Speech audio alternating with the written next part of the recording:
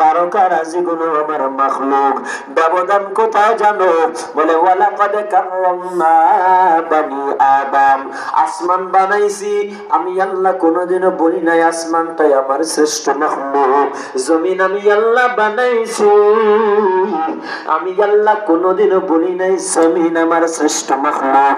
চাঁদ আমি আল্লাহ বানাইছি, চাঁদের ব্যাপারে আমি আল্লাহ কোনোদিনও বলি নাই চাঁদ আমার শ্রেষ্ঠ মাখলুক। যেই তারকাগুলো আসমানের সৌন্দর্য হিসাবে আমি আল্লাহ বানাইলাম, ওই তারকাগুলোরে আমি আল্লাহ কোনোদিনও শ্রেষ্ঠত্বের ঘোষণা দেই নাই। রে বান্দা, তাদেরকে শ্রেষ্ঠত্বের ঘোষণা দেই নাই, তবে বানানেওয়ালা তো তাদেরকেও যিনি বানাইছে তোদেরকেও তো তিনি বানাইছে। তাদেরকেও যে রব বানাইছে তোদেরকেও তো সেই রব বানাইছে, কিন্তু তাদেরকে বানাইয়া শ্রেষ্ঠত্বের ঘোষণা দেই নাই। আমি আল্লাহ তোদেরকে বানাইয়া শ্রেষ্ঠত্বের ঘোষণা দিয়া দিলাম। কারণটা কি বান্দা জানো?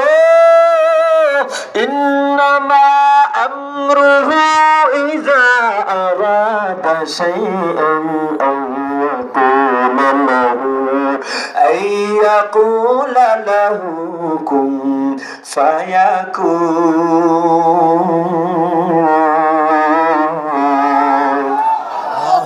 আল্লাহ বলে, বান্দা আমি আল্লাহ যখন আসমান বানানোর ইরাদা করলাম, আমি বললাম কোন আসমান তুই আমার বান্দার খাদেম হিসাবে হয়ে যাও। ফাকুন, আসমান সাথে সাথে আসমান হয়ে গেল। আমি আল্লাহ বললাম জমিন তুই আমার বান্দার জন্য খাদেম হয়ে যাও। সাথে সাথে জমিনটাও জমিন হিসাবে রূপান্তরিত হয়ে বান্দা তোর খাদেম হয়ে গেল। কুন ফায়াকুন, আমি বলছি কুন ফায়াকুন বলার সাথে সাথে চাঁদ চাঁদ হিসাবে রূপান্তরিত হয়ে গেল। বলার সাথে সাথে একটা মাখলুক, একটা পদার্থ সূর্য হিসাবে রূপান্তরিত হয়ে গেল। বলার সাথে সাথে একটা মাখলুক, একটা পদার্থ আসমান হিসাবে রূপান্তরিত হয়ে গেল। বলার সাথে সাথে একটা পদার্থ থেকে জমিন হিসাবে রূপান্তরিত হয়ে যায়। কিন্তু মাদারীপুরের মানুষরা বুঝো, ও পর্দার আড়ালের মা বোন, একটু দিলের কানটা লাগাইয়া শুনিয়ে বুঝে নাও। আল্লাহ বলে সব বানাইছি কোন বলিয়া, কিন্তু বান্দা তোমারে আমি আল্লাহ কোনের মাধ্যমে বানাই নাই। কেমনে বানাইছি জানো? বলে খলাকতু বিয়াদাইয়া, আমি আল্লাহ তোমারে বানানোর সময় আমি রবের কুদরতি হাত ব্যবহার করলাম। আমি আল্লাহ তোমারে বানানোর সময় আমি রবের কুদরতি হাত ব্যবহার করেছি। শুধু তা না রে গোলাম, ভালো করে শুনো, আসমান আমি আল্লাহ একদিনে বানাই নাই, 2 দিনে বানাই নাই, 3 দিনে বানাই নাই। জমিনটা আমি আল্লাহ 2 দিনে 3 দিনে বানাই নাই। আসমান জমিন নদী নালা খাল বিল পৃথিবীর সব মাখলুক আমি আল্লাহ ফি সিত্তাতি আইয়াম 6 দিন লাগাইয়া লাগাইয়া বানাইছি। কিন্তু বান্দারে আমি আল্লাহ তো একদিনে বানাই নাই, 2 দিনে বানাই নাই, 3 দিন 6 দিন 1 মাস 2 মাসে বানাই নাই। আমি আল্লাহ তোর মায়ের পেটের মধ্যে লাগাতার 10 মাস 10 দিন রাখলাম। আমি আল্লাহ তোর শরীরের মধ্যে গোশত বানিয়ে দিলাম। আমি আল্লাহ গোশতগুলোর হাড্ডি দ্বারা আবৃত করে দিলাম। ফাকাসাউনাল আযামা লাহমা, আমি আল্লাহ আমার হাড্ডিগুলোকে গোশত দ্বারা আবৃত করিয়া দিলাম। আমি আল্লাহ তারপরে তোর শরীরের ভিতরে রূহ ফুকাইয়া দিলাম। তাফসীরে যাওয়ার সময় নাই, আমি যেটা বুঝাইতে চাই, আমার আল্লাহ বলে সব কিছুরে আমি আল্লাহ কোন বইলা বানাইছি, কিন্তু আমি আল্লাহ তোরে কোন বইলা বানাই নাই। আমি আল্লাহ তোরে আমার কুদরতি হাতের মাধ্যমে বানাইছি। আরে মাদারীপুরের মানুষেরা একটু ভালো করে বুঝো, যার কারণে আমি আল্লাহ তোমাদেরকে সব মাখলুক থেকে আলাদা করিয়া তোমাদের জন্য ঘোষণা দিয়া দিলাম আশরাফুল মাখলুকাত। আশরাফুল, আল্লাহ আমাদেরকে অনেক জিনিস দিয়া দামি বানাইছে। অন্যতম 5টা জিনিস দিয়া বড় মূল্যায়ন করেছেন, দামি বানিয়েছেন। কয়টা জিনিস? 5টা। 1 নাম্বার সব মাখলুক আল্লাহ তাআলার বানানো, তাদের মধ্য থেকে আমাদেরকে আলাদা করে আল্লাহ পাক রব্বুল আলামিন আশরাফুল মাখলুকাত বানাইছেন মানুষ। এটা বুঝছেন তো? মানে আসমান থেকে আলাদা করেছে মানুষ বানাইয়া, জমিন থেকে আলাদা করেছে মানুষ বানাইয়া। এক নাম্বার দামি জিনিস। এবার বলেন তো, আশরাফুল মাখলুকাত মানুষ, এই মানুষের মধ্যে হিন্দু আছে না নাই? তাহলে হিন্দুরাও আশরাফুল মাখলুকাতের অন্তর্ভুক্ত, বৌদ্ধরাও আশরাফুল মাখলুকাতের অন্তর্ভুক্ত, ইহুদি খ্রিস্টানরাও আশরাফুল মাখলুকাতের অন্তর্ভুক্ত। কিন্তু আল্লাহ তাদের থেকে আমাদেরকে আলাদা করেছেন। দুই নাম্বার জিনিস খুব খেয়াল করেন, আল্লাহ বলেন, এই ইমানদার, আসমান জমিন নদী নালা খাল বিল পাহাড় পর্বত সব থেকে আমি আল্লাহ তোরে আশরাফুল মাখলুকাত বানাইয়া আলাদা করিয়া দিলাম। এক নম্বরে আমি আল্লাহ তোরে বানাইছি আশরাফুল মাখলুকাত। দুই নাম্বার দামি জিনিস কি জানো? বলে আশরাফুল মাখলুকাত মানুষের মধ্যে হিন্দু আছে, বৌদ্ধ আছে, খ্রিস্টান আছে, ইহুদি আছে। আমি আল্লাহ যদি ইচ্ছা করতাম, আমি আল্লাহ তোর হিন্দুর ঘরে জন্ম গ্রহণ করাইতে পারতাম, আমি আল্লাহ তোর জন্মটা একজন বৌদ্ধের ঘরে দিতে পারতাম, আমি আল্লাহ তোর জন্মটা একজন খ্রিস্টানের ঘরে দিতে পারতাম। কিন্তু মাদারীপুরের মানুষের আমার আল্লাহ মহাব্বত করিয়া, আমার আল্লাহ ভালোবাসিয়া হিন্দুর ঘরেও দেয় নাই, বৌদ্ধের ঘরেও দেয় নাই, ইহুদির ঘরেও দেয় নাই, খ্রিস্টানের ঘরেও দেয় নাই। ভালোবাসিয়া মায়া করিয়া আমার আল্লাহ তোমারে আমারে মুসলমানের ঘরে জন্ম দিয়া দিল। আদমিরা আদমিয়াত লাজনা সুদরাবর গুনাবাস দেহি জমাস মুসলমানি বুয়াতে গর্দন হাদান নানে খুদ বদস্তি খা জবাবান। আমি আল্লাহ ভালোবাসিয়া দুই নাম্বার দামি জিনিস তোরে মুসলমানের ঘরে জন্ম দিয়ে দিলাম। শুধু তা আমার মাদারীপুরের মানুষ ভালো করে বুঝো, ও মা ভালো করে বুঝো, আমি আল্লাহ মোহাব্বত করিয়া মুসলমানের ঘরে দিয়া দুই নাম্বার দামি জিনিস দিয়া দিলাম। তিন নাম্বার দামি জিনিস কি জানো? বলে অনেক মানুষ আছে মুসলমানের ঘরে জন্মগ্রহণ করার পরে মুসলমানের ঘরের সন্তান বিধর্মী হয়ে যায়, মুসলমানের ঘরে জন্ম নিয়া ইহুদি হয়ে যাইতেছে, মুসলমানের ঘরে জন্ম নিয়া খ্রিস্টান হয়ে যাইতেছে।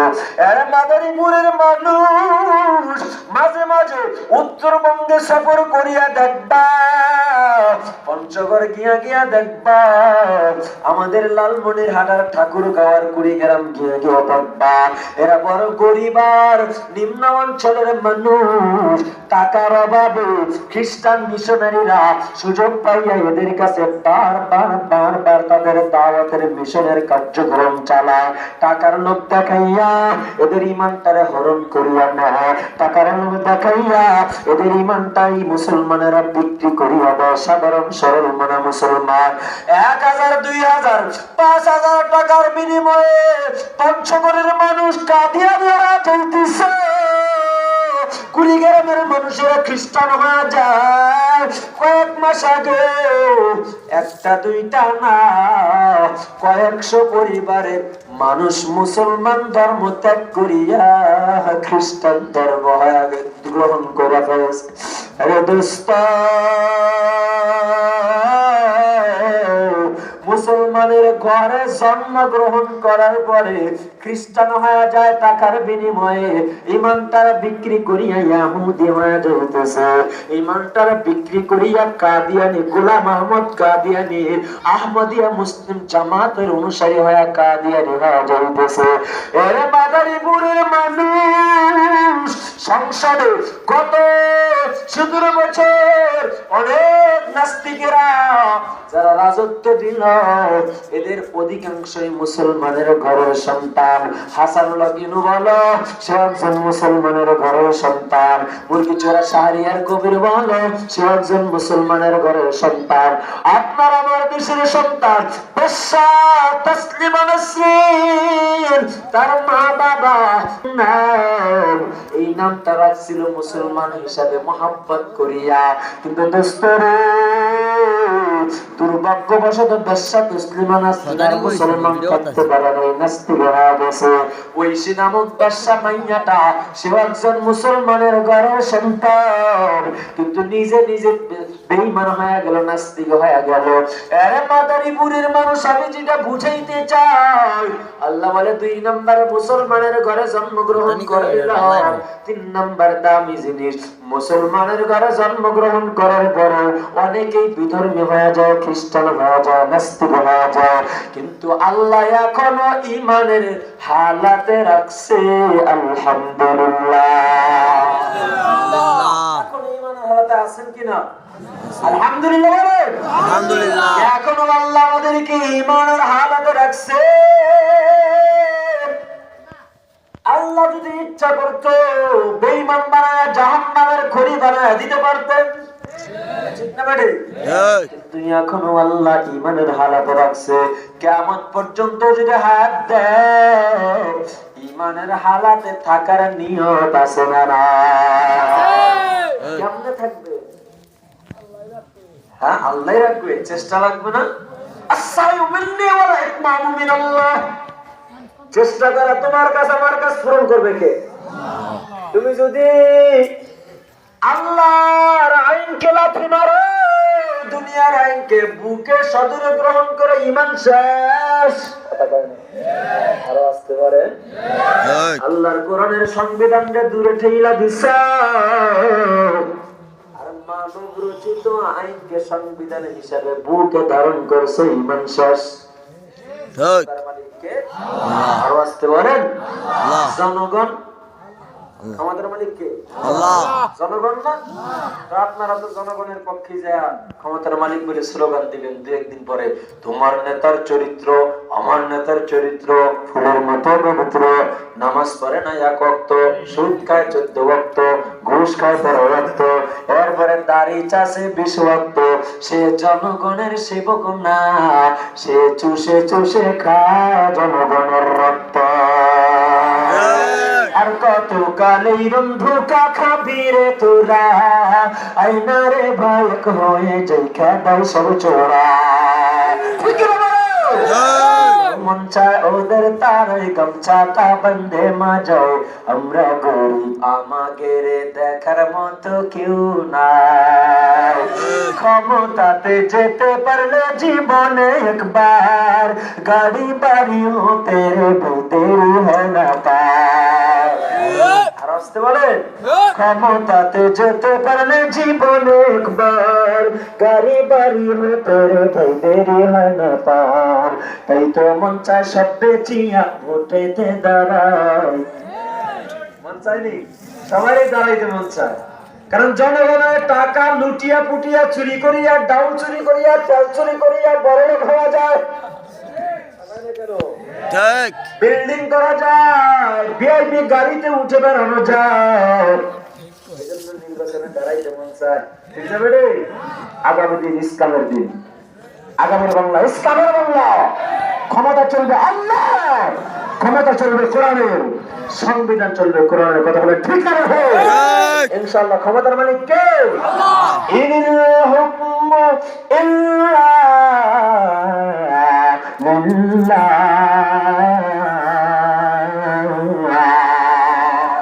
ক্ষমতার মালিক কে?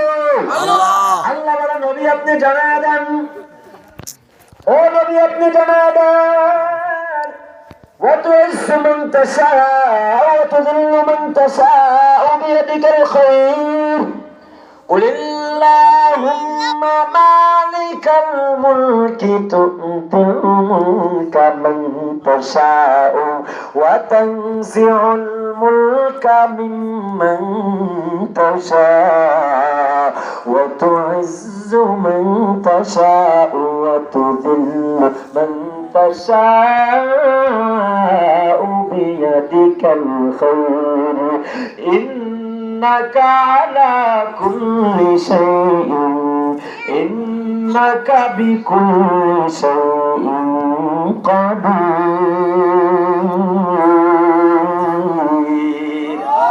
قدر قدرت داری پر کمال انت ربی انت حسبی ذل جلال চলবে কি চলবে না থাকবেন না ভাগবেন ক্ষমতার মালিক কে আল্লাহ আল্লাহ যারে ভালোবাসে তার ক্ষমতার চেয়ার দান করে আল্লাহ ভালোবাসিয়া ক্ষমতার পবিত্র চেয়ারটা দান করিয়া দেখে তুই ক্ষমতা পাইয়া আমার ওই পবিত্র চেয়ারটারে অপবিত্র বানাও নাকি যদি চেয়ারটারে পবিত্র করতে পারো পবিত্রতা রক্ষা করে থাকতে পারো আমি তোর ক্ষমতার স্থায়িত্ব দান করব আর এই চেয়ারে বসিয়া যদি পবিত্র চেয়ারটাকে অপবিত্র বানাও আমি আল্লাহ তোর ক্ষমতা এমন ভাবে ছিনিয়ে নিব তুই তো আরো পাবি না ভাত রান্না করিয়া খাবার টাইম পাবি না ঠিক না বলো যারা চেয়ারের পবিত্রতা রক্ষা করছে তারা এখনো চেয়ারে আছে যারা চেয়ারের পবিত্রতা রক্ষা করার জন্য জিহাদ করছে যুদ্ধ করছে তাদের জানাজাটা রাজকীয় জানাজা হইছে তাদের বিদায় গুলো রাজকীয় বিদায় হইছে আমরা তো আশা করি রে শরীফ ওসমান হাদি ভাই দুনিয়ার জমিনে লক্ষ লক্ষ মানুষ কান্না করিয়া তোমার রাজকীয় বিদায় জানাইছে ও হাদি ভাই আমাদের আশা আমার আল্লাহ লক্ষ লক্ষ আসমানি ফেরেশতাদেরকে নিয়ে এর থেকেও বড় আয়োজন করিয়া তোমার সম্বর্ধনা জানাইছে ঠিক কি বলো আর তোমারও জাহান্নামের সম্বর্ধনা জানানো হবে কথা বলেন না কেন ঠিক না আল্লাহ কবুল করুন বলেন আমিন আল্লাহ আগামীর বাংলা শান্তির দেশ ইসলামের দেশ বানায় দেন বলেন আমিন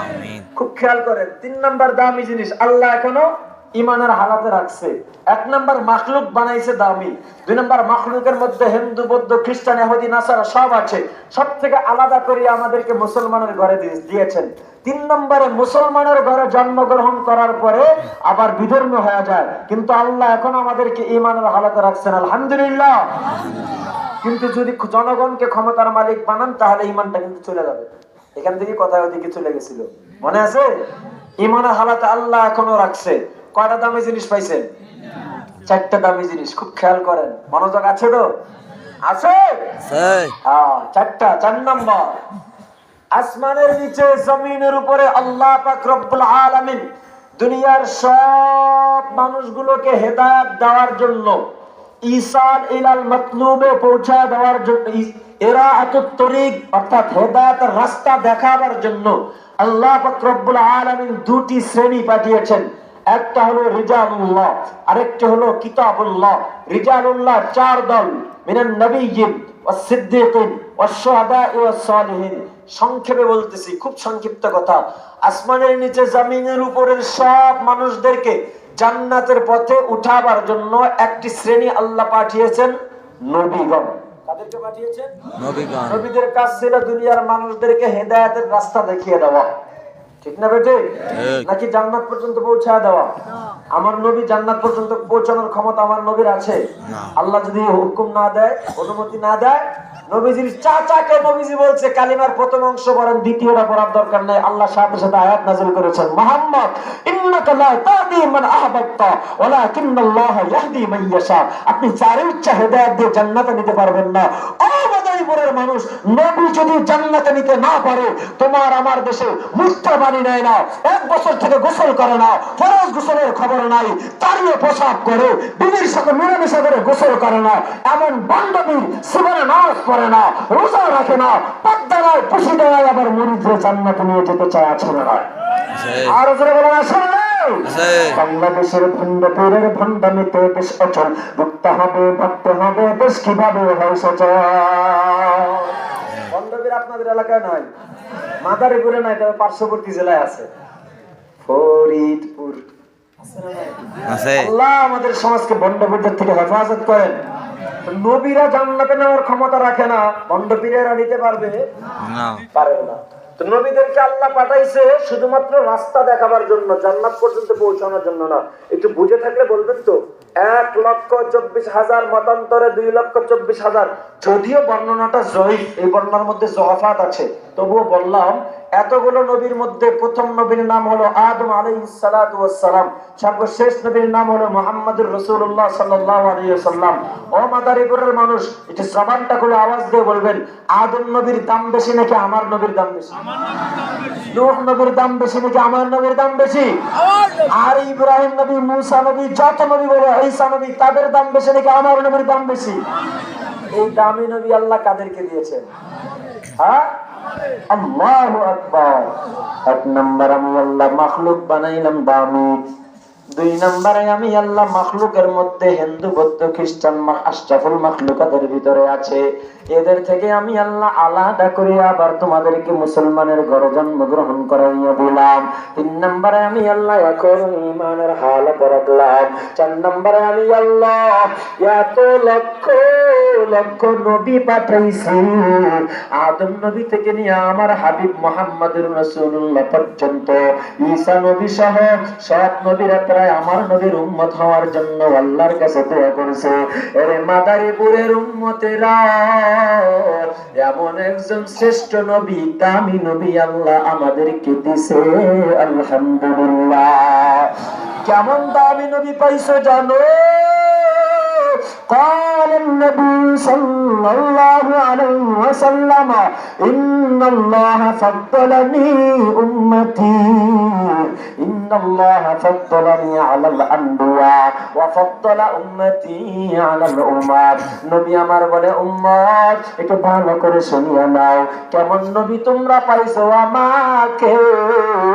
বলে, আদম নবী থেকে নিয়ে ঈসা নবী পর্যন্ত যত নবী আল্লাহ পাঠাইছে, সব নবীদের মধ্যে আমার আল্লাহ আমার শ্রেষ্ঠত্বের মর্যাদা দিয়ে দিয়েছে। শুধু তার উম্মত শুনো, وفضل أمتي على الأمم। আদম নবী থেকে নিয়ে ঈসা নবী পর্যন্ত প্রতিটা নবীর উম্মত ছিল, কোন নবীর এত শ্রেষ্ঠত্ব আমার আল্লাহ দেয় না।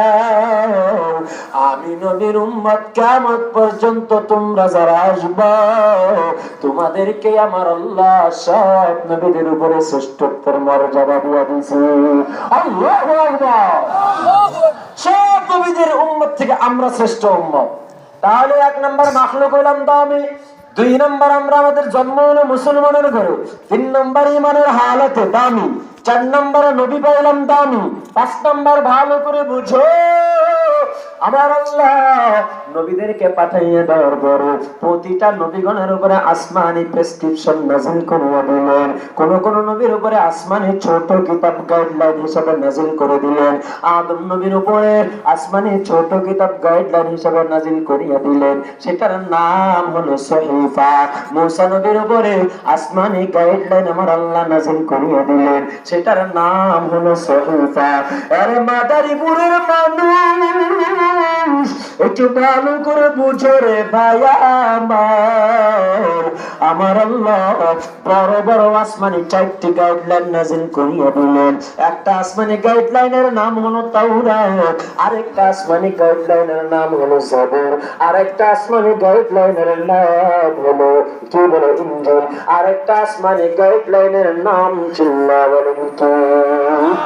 আরে ভালো করে বুঝো, আমি আল্লাহ তাওরাত নাযিল করেছি, আমি আল্লাহ তাওরাত মূসা নবীর উপরে নাযিল